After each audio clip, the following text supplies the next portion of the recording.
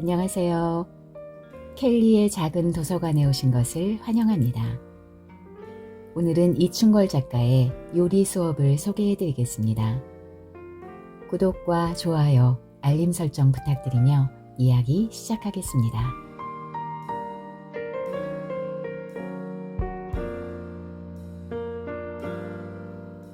사람들에겐 비밀을 숨기는 장소가 세 군데 있다. 투표소, 누구에게 표를 던졌는지, 침실, 부부관계는 어떤지, 교회, 어떤 죄를 지었는지. 나에겐 네 번째 장소가 하나 더 있다. 부엌. 목요일 아침 코가 닳도록 거울을 들여다보며 선크림을 바르는 중이었다. 소리를 거의 죽여놓은 텔레비전에서 이스라엘이 가자 지구를 폭격하기 전에 움직임, 태국에서 시위하는 시민들, 유엔에서 연설하는 반기문 총장이 나와 우리 시대의 삶을 걱정하고 있었다. 그러고 보면 나야말로 손에는 생선을 들고 속으로만 테러를 걱정하는 오늘날의 부르주아를 대변하는 것도 같았다. 비록 마음만 부자라지만. 성원은 수건을 목에 두른 채 화장실에서 나오자마자 부엌으로 갔다. 습기 많은 날이면 이레이저 헤드 속 인물처럼 변하는 숨많은 머리가 물에 젖어 착하게 반짝거렸다. 그는 워낙 아침을 먹지 않지만 비행을 앞둔 날은 달랐다. 하긴 야채죽 같은 거라도 안 먹고 하늘에 떠 있다면 누구라도 근육과 회로가 조화를 이루지 못해 좌충우돌할 것이다. 거울 앞에서 그의 눈이 되어 내 얼굴을 바라보고 있는데 대형 크레인 같은 숨소리가 쉬쉬거리며 들렸다. 이게 도대체 다 뭐야? 성원은 기진맥진한 얼굴로 냉장고 문에 이마를 댔다. 뭐가 어떻다고 그래? 조금 거리를 두고 대답하는 목소리는 내 생각에도 뒤가 캥겼다. 단단한 나무로 만들어진 것 같은 저 등짝을 돈가스용 넓적한 망치로 내리치면 큰 소리가 나겠지. 그런 해괴한 생각을 하는 나도 정상은 아니었다. 냉장고 안의 모든 것들은 옛날 커튼처럼 흐물흐물했다. 보석빛깔 잼들이 선반을 채우고 볼록한 과일 파이가 정갈하게 진열돼 있는 대신 야채칸 서랍에 끼어 시든 상추, 그 아래 칸 가장자리에 눌러붙은 오이, 비닐도 뜯지 않은 고추, 형체가 무너진 양파, 세 번째 선반에 방치된 아스파라거스, 껍질이 벗겨진 채 곰팡이가 핀 토마토, 갈색 멍으로 덮인 복숭아, 색이 완전히 죽어버린 케일. 모래색으로 변한 아스파라거스 다발을 들고 성원이 찌를 듯 돌아섰다. 넌 여자가 돼서 미치겠다 진짜. 마트만 가면 조화라 쓸어 담을 땐 언제고 뭐냐 대체. 맛을 알기나 해? 어디서 본 건 있어가지고. 나는 아스파라거스를 정말 좋아했다. 어감부터 좋았다. 단단하게 꽉 짜인 줄기는 작은 나무 같았고 냄새는 봄철에 갓 돋아난 어린 순 같았다. 그 신성한 채소 가지고 저렇게 점자 읽듯 또박또박 날 몰아세우다니. 하지만 그가 바른 로션에 차가운 바람 냄새가 섞이자 또다시 한 수 접히고 말았다. 바쁘니까 그렇지, 바쁘니까. 번역이 조금만 늦어도 잡지사에서 얼마나 지랄지랄 하는지 알아? 제꺽제꺽 약속 잘 지키고 미리미리 잘 보여놔야 영미 소설 단행본이라도 맞고 그러지. 내가 일이 얼마나 많은지 다 알면서 또 그런다. 그래서 이렇게 한 번에 왕창 사재끼는 거라고? 좋아. 그럼 또 뭐 하냐고. 뭐라도 하나 만든 적이 있기나 해야 말이지.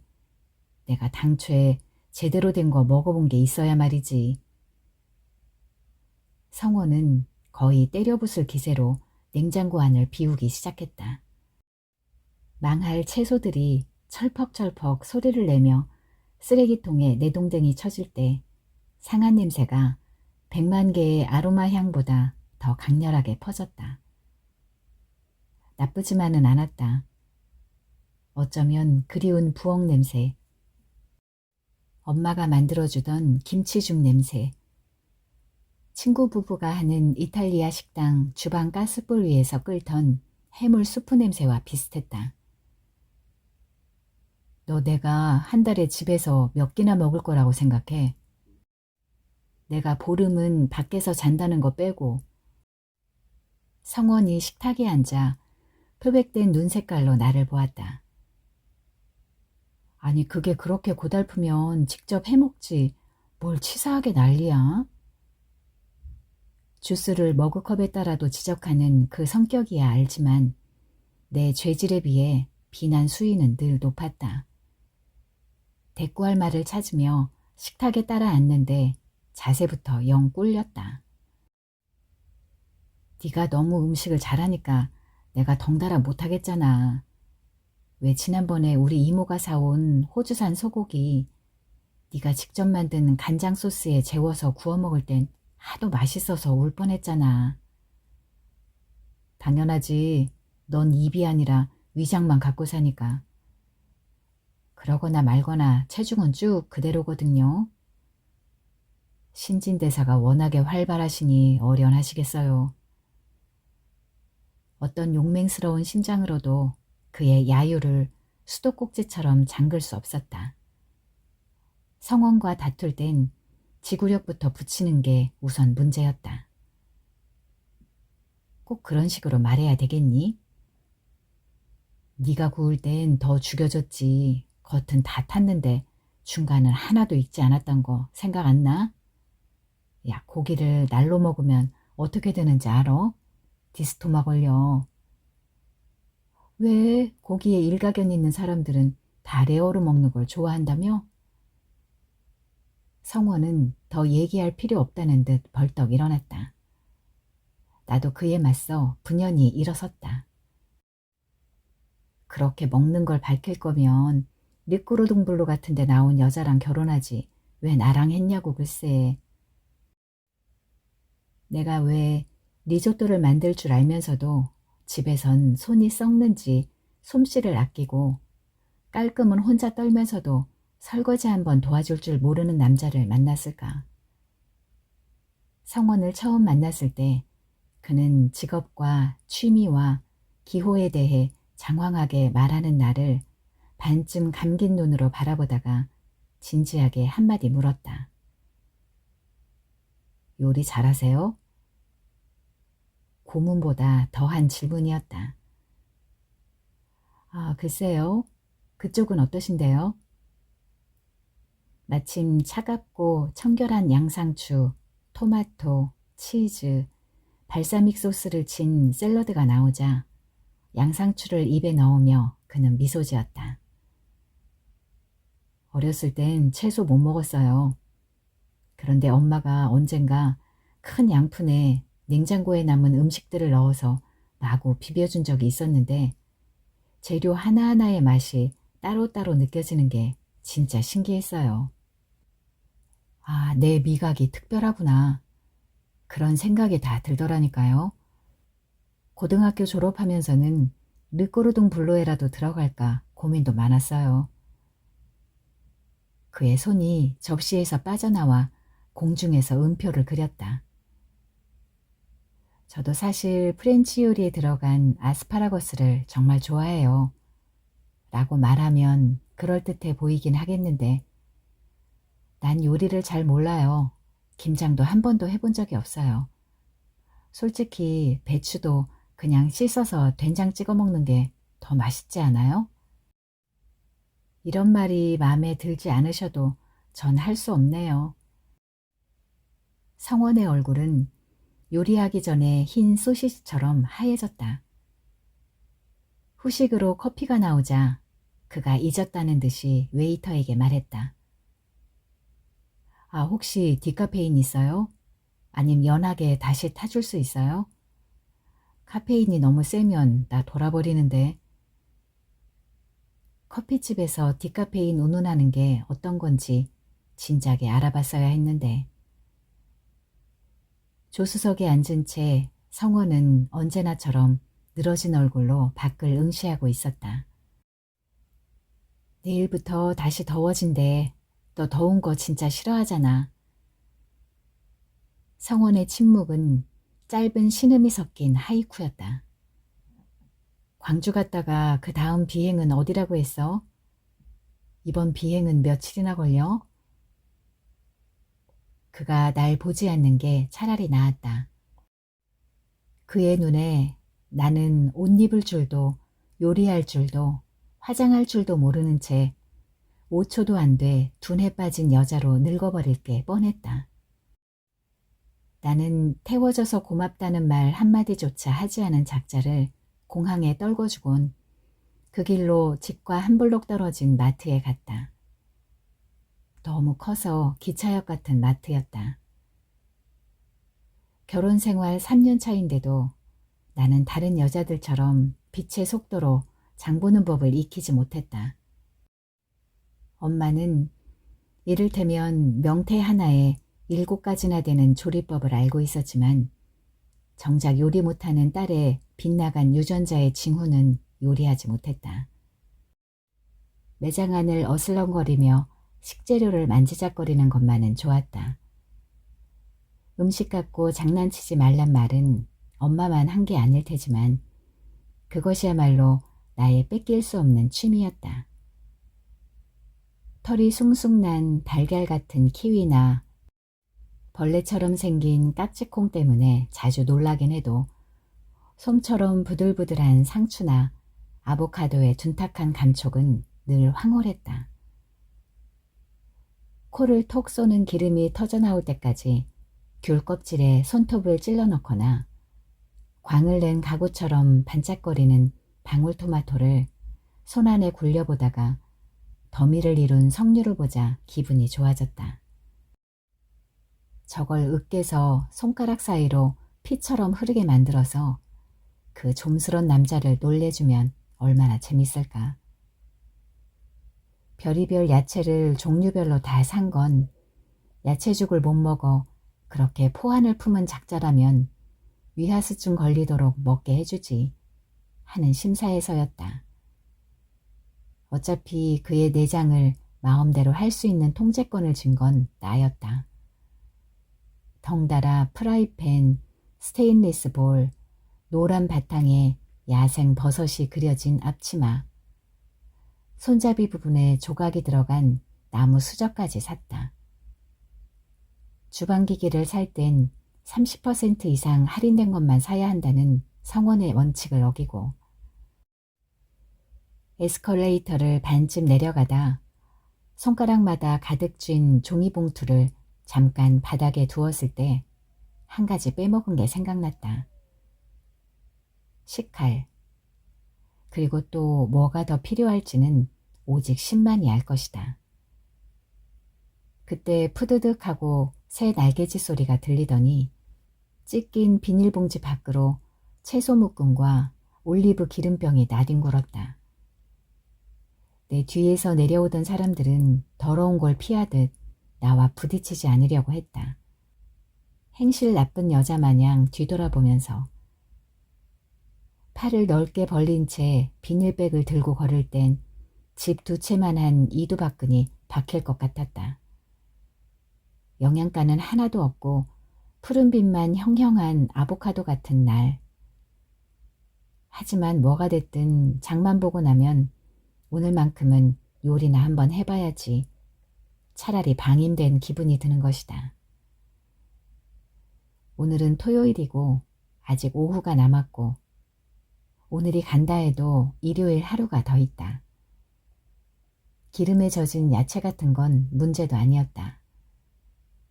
매일 폐지더미 같은 일들이 기다리고 있지만 어쨌든 오늘 아침부터 서둘러 고양이 세수도 하고 선크림을 바르고 너무 곱슬거린다 싶은 머리도 다시 빗어주고 가스불도 확인하고 현관문을 잠근 다음 성원을 공항에 내려다주는 일까지 다 끝냈다. 우리 집 부엌에도 있을 건 다 있다.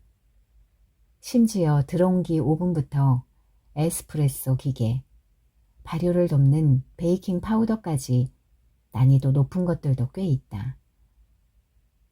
홈쇼핑에서 통 3중 냄비 방송을 할 땐 한 달 전에 산 냄비 세트가 단지 색깔이 칙칙하다는 이유로 새로 주문하기도 했다. 솔직히 프라이팬이 5개나 되는데도 제대로 써본 적은 없다. 토란과 고구마를 구분할 수 없고 복숭아와 살구도 헷갈리는 내가 음식에 대해 할 수 있는 최대치는 점이고 써는 사소한 의식이 아니라 음식을 식지 않게 유지하는 것뿐이다. 그런 내가 진짜 질 좋은 트리플과 중간급의 차이를 어떻게 구분한단 말인가. 부엌은 다른 여자들에겐 가족 생활의 중심이자 응원과 위안, 재생의 공간이지만 나에겐 서재, 사무실, 놀이방, 무엇으로든 변할 수 있는 간이 창고일 뿐이다. 결국 요리를 못한다기보다는 엄두를 내지 못한다는 게 맞을 것이다. 밥물 정도야 그런 대로 맞출 수 있다. 그러나 반찬을 만들기만 하면 재료들이 합판보다 딱딱해졌다. 칼국수조차 냄비 바닥에 눌러붙지 않게 끓여본 적이 없다. 만들려면 꼬박 2주가 넘게 걸리는 애벌레 모양의 케이크야 내 소관 밖이라 쳐도 카레라이스, 생태탕, 시금치 파스타나 닭백숙조차 만드는 족족 망했다. 신선로 요리며 3가지 치즈를 넣은 브로콜리 그라탕 같은 건 꿈도 못 꿨다. 스테이크는 자르고 굽다 보면 늘 바짝 말라버렸다. 그럴 때마다 나는 스테이크에서 더 중요한 건 고기가 아니라 그 옆에 소시지라고 우겼다. 소시지야말로 살인자가 잠시 딴 생각을 할 만큼 맛있는 진짜 요리라고. 닭 요리나 오렌지 껍질은 그 자체가 논쟁점이었다. 요리 잘하는 치들은 닭 껍질이나 오렌지 껍질의 흰 부분은 먹지 않는 거라고들 하지만 나에겐 소설 쓰는 것만큼 애매한 말이다. 나에게 요리는 소설이라는 포장지 속에 든 스티로폼 땅콩일 뿐이고 10분 안에 어떤 음식이든 뚝딱 해내는 여자들이야말로 나의 주적이었다. 엄청난 심사숙고 끝에 균형 잡힌 식단을 차려놓고도 좋은 소리 한번 들어본 적이 없다. 내 혀는 늘 벙어리 장갑을 낀 듯 갑갑하고 조마조마한데도 그는 먹을만 하다는 약간의 끄덕임조차 보이지 않았다. 성원의 투덜거림은 고의적으로 커지고 또 커졌다. 게다가 자기만의 요리 레시피가 지켜지지 않는 꼴은 눈뜨고 보지 못했다. 양파를 어떻게 다듬어야 하는지, 깍두기는 어떻게 격자 썰기를 하는지, 매운 닭볶음탕엔 어느 고춧가루를 넣어야 하는지, 기름 묻은 냄비는 어떻게 닦아야 하는지에 대한 직관이 없는 사람들은 그의 경멸 대상 1호였다. 음식이라고 다 음식이 아니지. 장을 봐도 핀잔을 듣기 일쑤였다. 지난주 금요일 그가 진해 비행을 갔다 온 저녁에 싸웠던 건 단지 포도알 크기 때문이었다. 알이 너무 커서 못 먹겠어. 그는 눈썹 사이로 세로주름을 3개 그었다. 뭔 소리야. 포도알이 크면 얼마나 크다고. 글쎄, 과육과 껍질의 비율이 진짜 희한하지 않니? 껍질은 너무 두꺼운데 속이랄 게 없잖아. 포도 농가에서 수박만한 포도를 만들려다가 망한 것 같아. 넌 보고도 그런 생각이 안 들어? 성원의 토씨는 그날따라 또박또박했다. 즉흥적일 때 더 논리적이 되었다. 아나운서가 되려다 스튜어드가 된 남자의 미련은 뭔가 분쟁이 생길 때마다 그렇게 야비하게 드러났다. 나는 그의 짜증스러운 눈동자에 시선을 고정한 채 자신 있는 톤을 유지했다. 난 맛있기만 한데? 네가 맛없는 게 어딨니? 정 입이 궁금하면 팬케이크라도 데워줘. 어제 내가 만든 거 아직 남았어. 아, 그 호떡? 설탕을 들이부은 밀가루? 단 거 싫다고 그렇게 염불을 외도 아주 들이붓더구만. 장모님은 그렇게 요리를 잘하셨다면서 넌 어쩌면 요리 하나 제대로 배운 게 없어? 난 공부만 했거든. 성원의 눈 사이가 빨래보다 쭈글쭈글해졌다.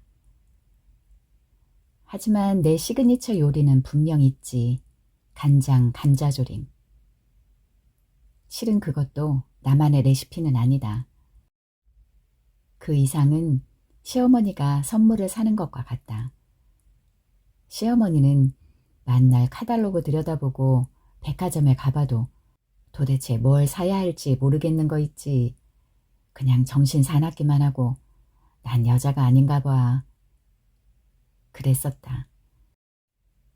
결국 누구도 남편이 배고프다고 말할 때 내가 느끼는 공포를 모를 것이다.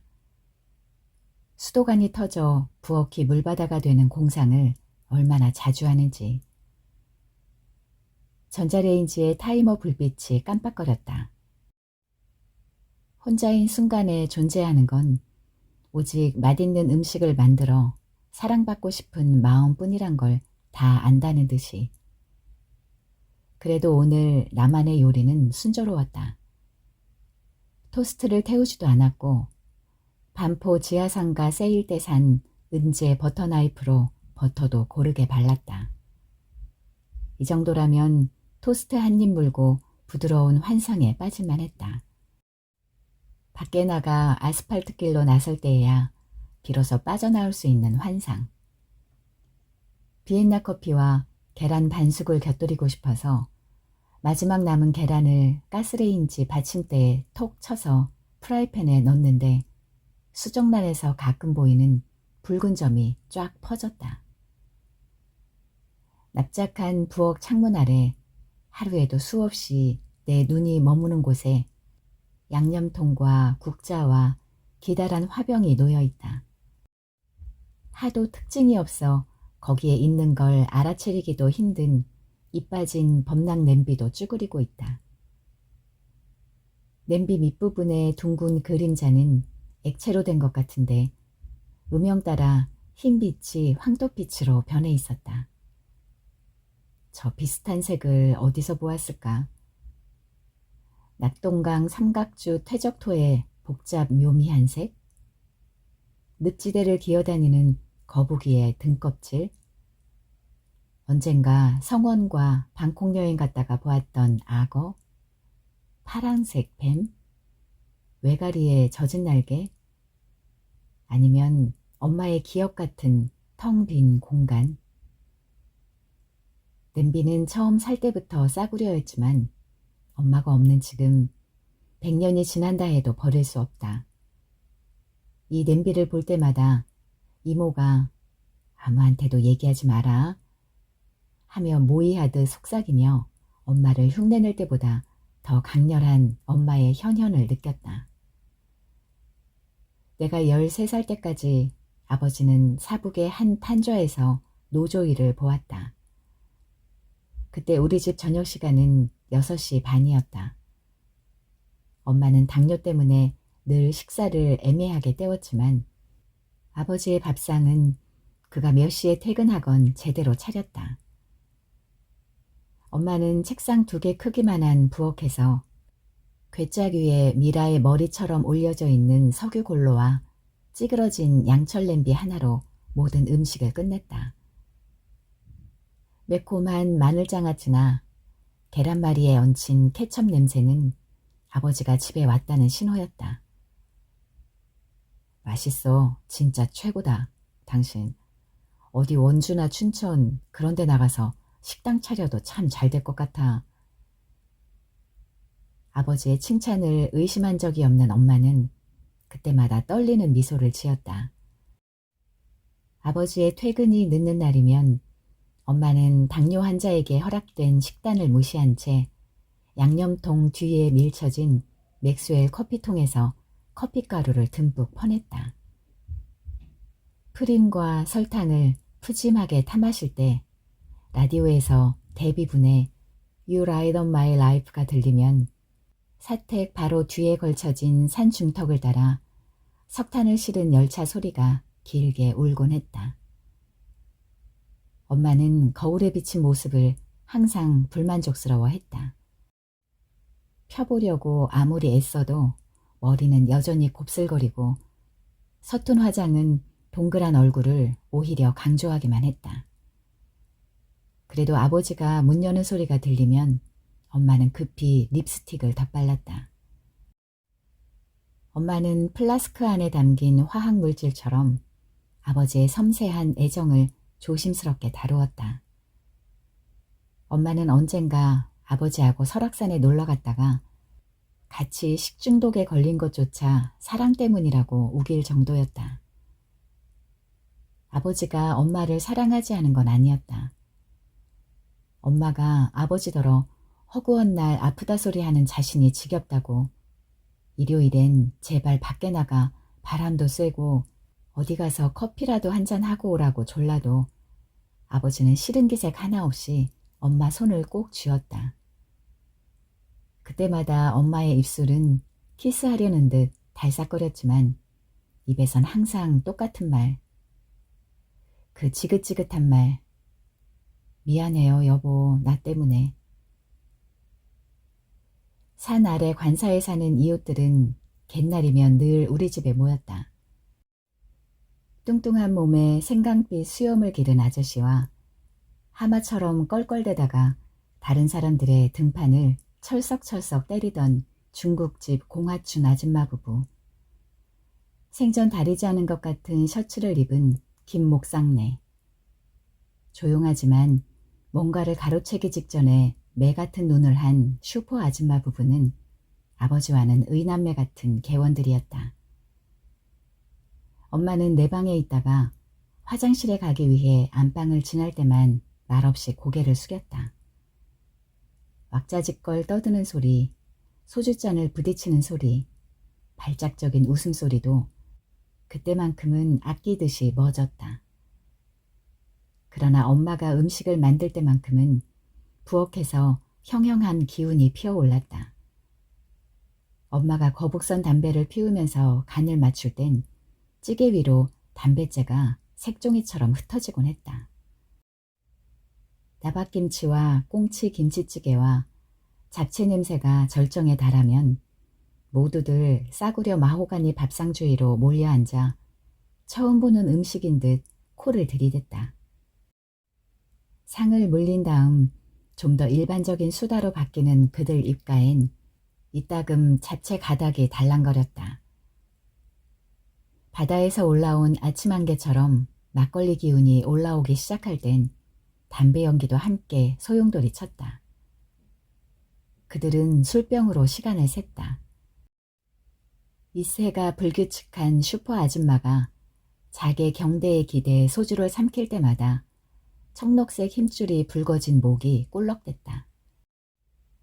아줌마 가슴은 너무 펄럭거려서 거기에 애완용 쥐가 숨어 사는 것 같았다. 슈퍼 아저씨는 번번이 러시아 문학 전집이 책꽂이를 메운 아버지 책상에 한쪽 엉덩이를 걸친 채 폭발적인 트림을 했다. 아버지가 아저씨의 갈비뼈를 찌르면 아버지보다 훨씬 낮고 굵은 웃음소리가 들렸다. 바늘처럼 날카롭게 찌르는 날씨였다. 아버지는 팔꿈치를 꽉 껴안은 채 걷고 있었다. 나는 빨개진 코를 빨간 코트깃으로 감싼 채 흠칫 놀란 얼굴로 아버지를 따라갔다. 쓰레기가 쌓인 모래구덩이에 까만 개 2마리가 뒹굴고 있었다. 생활 오수가 섞인 검은 석탄물과 사택 사이로 뜨문뜨문 지어진 공동 변소의 황폐함은 공기 중에 오래 머물렀다. 수포에서 파는 건 하나같이 탄가루가 묻어 얼룩덜룩했다. 수포 아줌마는 늘 먼지털이로 흑백 사진 같은 과일과 과자와 사탕에 덮인 먼지를 털었다. 언젠가 아줌마 아들이 주방 세제를 삼켰을 때 그 더러운 먼지털이에서 올 하나를 뽑아 그의 목구멍 속에 쑤셔 넣어 토하게 한 적도 있었다. 토마토를 보자 그림책이 생각났다. 여름 오후 햇빛을 받은 흙에서 김이 올라오고 녹색 줄기가 열매의 무게로 휘어져 있는 밭. 저 토마토를 흑연빛으로 익게 한 햇빛의 온기는 어디 갔을까? 아버지는 오래 팔리지 않아 골동품처럼 변한 그릇들을 살펴보고 있었다. 조개젓 색깔 스웨터를 입은 아줌마는 짧은 손톱이 박힌 손으로 바닥거리는 비닐에 쌓인 사과맛 눈깔 사탕을 쥐어주며 내 볼을 만졌다. 사탕의 끈적한 표면엔 늘 아줌마의 피부 조각이 들러붙어 있는 것 같았다. 아줌마는 아버지를 훔쳐보며 웃었다. 나는 많은 종류의 미소를 보았다. 억지로 짜낸 미소, 죽을 것 같지만 참는 미소, 완전히 딴 생각에 빠진 미소. 어떤 표정이라도 감정을 담고 있으면 나 같은 아이라도 알아차린다. 미소는 증거다. 아버지를 훔쳐보는 아줌마의 미소는 달랐다. 미리 준비한 것도 짜낸 것도 아니지만 알 수 없는 기대를 담은 미소. 되묻지 않는 미소. 희석되지 않는 애착을 담은 미소. 아버지가 선반 위에 놓인 범랑 냄비를 가리키며 아줌마를 쳐다보자 위로 아치를 그린 그녀의 눈썹 말고는 모두 아래로 향했다. 아버지는 냄비가 사랑이라는 이름으로 오해한 엄마의 희망의 흔적이라는 걸 알고 있었을 것이다. 어쩌면 일부러 아줌마의 먼지털이 아래서 오들오들 떨고 있는 냄비를 골랐을 것이다. 그때 선반에서 냄비를 꺼내던 아줌마도 알고 있었을 것이다. 아버지 앞에서 위태로운 엄마를. 아버지는 느꼈을 것이다. 낭비해버린 무언가에 경악하는 자신을. 가게 밖으로 걸어 나올 때 아버지의 옆구리 뒤로 아줌마를 돌아보았다. 차양 아래서 구부정하게 서 있던 그녀는 그때서야 고개를 돌렸다. 다음 날 저녁 엄마 심부름으로 약국에서 활명수와 뇌신을 사가던 중이었다. 가로등 아래 감나무 잎이 붉게 변해 있었다. 검은 도시에서 붉게 변한 이파리는 감 열매가 달게 변한다는 의미일까? 엄마는 나도 알고 있는 사실을 몰랐다. 탄좌로 올라가는 다리 교각 뒤에서 두 사람이 스핑크스처럼 몸을 구부리고 있는 걸 몰랐다. 아버지가 슈퍼 아줌마를 끌어안고 하는 말을 듣지 못했다. 그건 매번 엄마에게 하는 말과 같았다. 강물을 향해 뚫린 하수구에서 김이 역류하고 있었다. 나는 어떤 득의를 품은 채 그들을 숨기고 있는 덤불 사이를 응시했다. 아버지의 날카로운 코와 더운 숨결이 목에 닿자 아줌마는 바람이 막 빠지는 풍선처럼 몸을 떨었다. 아버지는 몸을 구부려 아줌마의 머리를 귀 뒤로 넘겼다. 아줌마의 머리는 뒤로 젖혀진 채 아버지가 목에 입을 대도록 방임돼 있었다.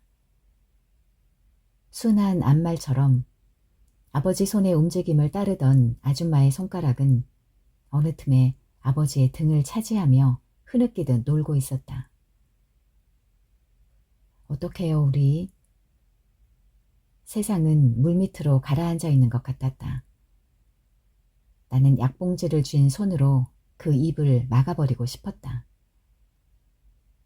다음날 새벽 오줌이 마려워서 깼다.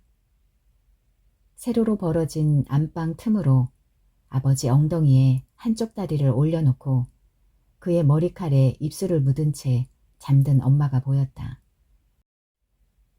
커튼을 넘어온 파란 빛은 얇은 필름처럼 엄마의 살갗을 덮고 있었다.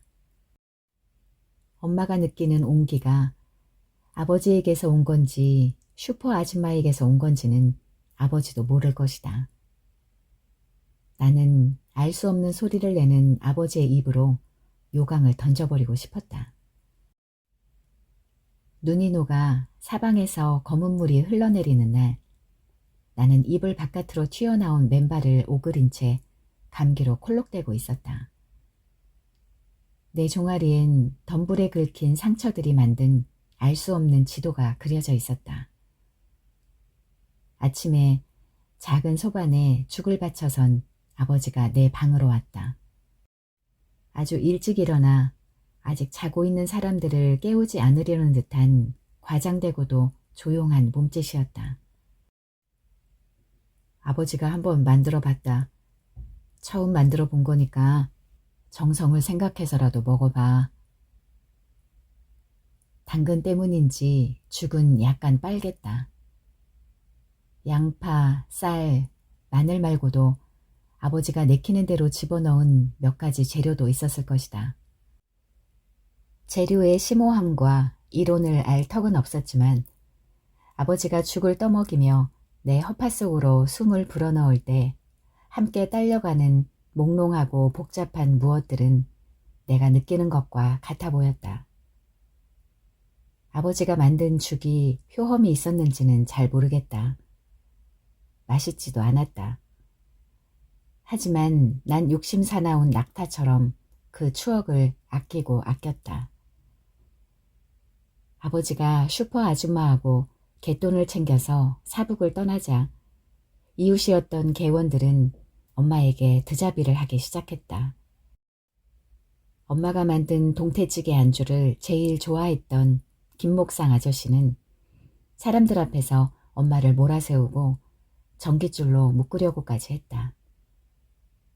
탄저에서 광부 아저씨들이 임금 인상을 막는 노조 지부장네 아줌마를 나무 기둥에 묶고 폭행까지 할 때였다. 밤이 오면 얇은 벽을 타고 엄마가 우는 소리가 내 방까지 들렸다. 엄마는 팔을 가슴께에 둘러 자기 자신을 껴안은 자세로 앞뒤로 흔들거나 엎드린 채 머리를 양손으로 잡고 딸꾹질까지 하면서 울었다. 엄마가 내는 괴상한 소리를 듣지 않으려고 나는 팔 속으로 머리를 숨기고 어깨로 귀를 눌렀다. 겨우 13살밖에 먹지 않았는데도 사는 게 피곤하고 하루하루가 어서 지나가기를 기다리는 마음뿐이었다. 소요가 지나가자 매일 두꺼운 요 위에 앉아 당뇨 주사기를 챙기던 엄마는 며칠만 더 있으면 금방 건강해질 거라고 말하면서 입술을 물었다. 그럴 때마다 엄마의 머리카락은 유난히 크게 커브를 그렸다. 엄마는 매일 부엌에서 유리관처럼 가느다란 손으로 머리를 감고 무릎을 닦았다. 엄마가 몸을 돌려 내게 뒤쪽을 보여주던 모습은 노골적으로 상대를 유혹하는 연인의 몸놀림처럼 불쾌하고 관능적이었다. 엄마는 아픈 사람처럼 보이고 싶지 않다고 눈을 아이라이너로 강조하기 시작했다. 붉고 눈물이 많은 두 눈은 그때마다 불결한 빛으로 번쩍거렸다. 그해 12월 우리는 사북을 떠나 서울 사당동으로 왔다. 사당 시장 안에서 전을 부치던 이모가 사북에 왔다가 귀까지 빨개지도록 엄마를 다그쳤기 때문에 이모 집에 얹혀 사는 동안 나는 술을 배웠다. 요조 숙녀가 되는 레슨은 나에겐 맞지 않았지만 선생님들은 날 좋아했다.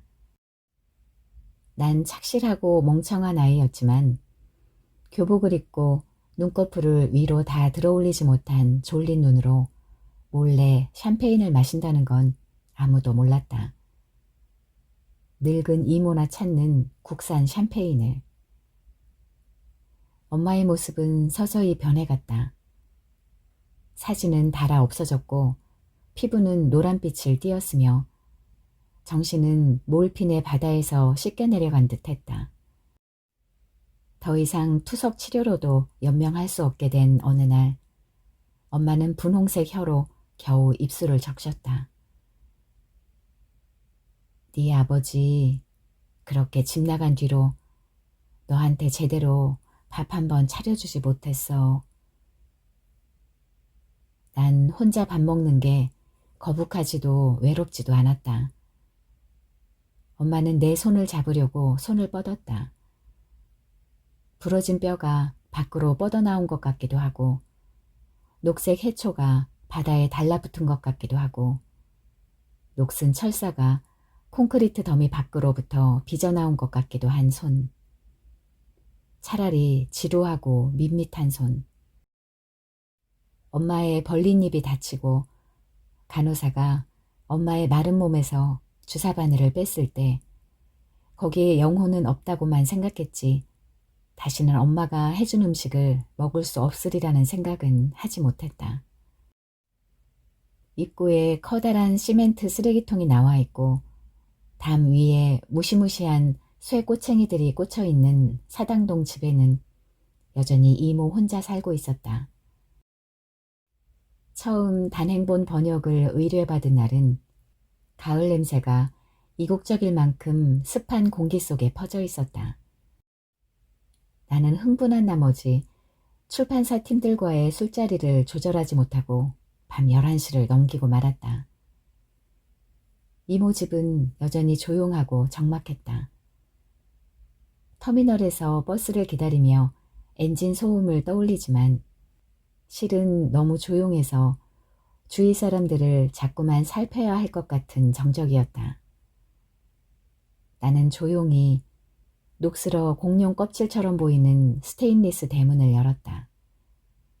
저녁 한번 먹으러 오라는 연약한 제안을 봉쇄당한 이모는 풍화된 뼈처럼 바랫머리를 한 손으로 감싸곤 TV를 켠 채 자고 있었다. 새벽 3시. 숨듯이 기어들어가 잠든 주제에 배가 고파서 깨다니. 냉장고 안은 아주 환했다. 이렇게 작은 냉장고는 어떤 빛으로 밝히는 걸까? 반쯤 남은 햄 안쪽으로 널쩍한 국수가 플라스틱 용기에 담겨 있었다. 어떤 빵은 보기에도 화가 날 만큼 상해 있었다. 젓갈은 또 왜 이렇게 많지? 오래되면 아무리 염장류 식품이라고 해도 변할 텐데. 케첩 브랜드가 이렇게 많은 줄은 또 처음 알았다. 이모 혼자 이걸 언제 다 먹지? 호일에 쌓여있는 것들은 다 뭐야? 그런데 냉동실엔 꽁꽁 얼려진 김치가 랩에 쌓인 채 2칸 가득 차 있었다. 배고파? 이젠 할머니가 된 이모가 엷은 존재감을 보이며 뒤에 서 있었다. 이모, 내가 달그락거리는 바람에 깬 거지? 아니, 냉장고 불빛 때문에. 아유, 그거야 이모가 문을 열어놓고 자니까 그렇지. 블랙홀을 통과해 축소 모형이 된 것처럼 이모 키는 갈수록 더 작아지고 있었다. 무서워서 그래. 괜히 또 그러신다. 냉장고 지저분하지? 정리한다 한다 하면서 만날 미루는 바람에. 이모가 뭐 차려줘? 아니, 내가 해도 돼요. 근데 냉장고에 왜 이렇게 음식이 많아? 이거 혼자 다 드시는 거예요? 아니, 거의 안 먹어. 한 입 먹고 그게 다야. 그냥 냉장고에 넣어두곤 거기 둔 걸 까먹는 거야. 세상에, 냉장고 안에서 음식이 썩는다는 게 말이 되니? 나는 모르겠다는 표정을 지었다. 근데 냉동실에 저게 다 무슨 김치야? 온기가 많은 이모의 눈이 나를 고요하게 바라보았다. 네 엄마가 죽기 전에 마지막으로 담근 김치야.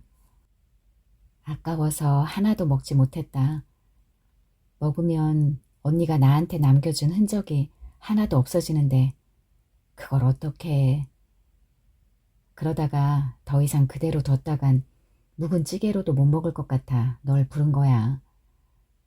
네 엄마의 맛을 마지막으로 느껴보라고. 너도 엄마가 만든 김치 먹고 싶었지? 이모의 목소리는 잠들 때처럼 천천히 이어졌다. 누군가 내 생일에 그렇게도 갖고 싶던 머리핀을 사오거나 어디서 마술을 배워와 모자에서 돌고래를 튀어나오게 하지 않는 한 그렇게 감동할 일은 다시는 없을 것이다. 엄마가 만들어 주었던 음식은 나의 추가된 삶이었다는 걸 그때 비로소 알았다. 햇빛이 순환 도로처럼 중간쯤에서 감기며 점점 희미해지고 있었다. 먼지 낀 빗줄기가 통풍이 잘 되지 않는 납작한 부엌 창으로 들어왔다. 그 빛은 떨림만 남기다가 이윽고 모든 게 사라질 때 물러날 것이다. 성원에게서 저녁 8시에 도착한다는 문자가 왔다. 나는 싱크대 서랍에서 여성지 부록으로 챙겨주었던 요리책 5권을 꺼냈다. 아침에 음식 가지고 신경전을 벌였던 것도 다 잊고 양반다리로 앉아선 푹신푹신한 디저트가 지천인 페이지를 펼쳤다. 끝내주는 디저트를 만들기 위해선 충성에 가까운 의무를 요구하는 글도 읽었다. 이 케이크에 아이스크림을 곁들이면 온 가족이 다시 만들어달라고 외치는 소리를 듣게 될 거예요. 밀가루와 소금, 설탕, 물을 조각조각 금빛 페스트리로 만드는 여자들은 꼭 마술사 같아요. 식탁 등이 머리 바로 위로 떨어지는 스포트라이트처럼 느껴졌다. 그것이야말로 내가 동참하고 싶은 마법이었다. 너무나 맛있는 전골을 만들어 성원을 즐겁게 기절시키고 다른 여자들의 질투를 받는 것. 하지만 냄비와 프라이팬 사이에서 어느 정도의 시간을 보내야 내 손끝이 공중부양하게 될까. 계량 스푼 세트를 꺼내들고 부엌을 왔다 갔다 하면서 나는 결국 이모한테서 가져온 엄마의 김치찌개를 택했다. 7시 반. 성원은 어울리지 않는 가구가 집에 놓인 것처럼 모든 사물과 충돌하며 들어왔다. 언젠가 그는 말했다. 3일째가 되면 제일 힘들어. 발이 땅에 닿지 않고 공중에 떠있는 스튜어드 생활이 이젠 그냥 질력나. 성원이 옷도 갈아입지 않고 울 것 같은 얼굴로 소파에 주저앉을 때 여행 가방이 청소기 옆으로 소리를 내며 쓰러졌다. 처음 이틀은 그냥 지나가. 몸 자체에 무리가 돼도 힘들진 않거든. 그냥 무뎌진 기분이지. 근데 3일을 넘기면 구역질이 날 것 같아. 나는 여행 가방을 잽싸게 일으켜 세우곤 돼지고기 목살을 썰다가 다쳐 밴드를 감은 왼손 집게 손가락을 보여주려고 오른손으로 손가락을 써는 신용을 했다. 그는 실눈조차 뜨지 않았다. 오늘 내가 뭐 만들었는지 모르지? 궁금하지? 말 시키지 마. 죽을 힘도 없어. 그는 가벼운 손짓만으로 나를 차단했다. 눈도 안 뜨고 그럴 거야? 맛있는 냄새 안 나? 저녁 뭐 했는지 안 궁금해? 배 안 고파? 성원이 몸을 뒤척여 돌아눕자 천 소파에 눌린 자국이 패였다. 아이고, 알아서 해라. 먹든지 말든지. 나는 요리책을 가져와선 성원의 배에 머리를 괴고 누웠다. 두껍게 코팅된 요리책을 펼치자 토마토를 도기에 넣고 끓인 스튜와 야채가 가득 담긴 바구니가 보였다. 손톱이 잘 손질된 여자의 손이 야채만으로 별의별 마법을 부리고 있었다.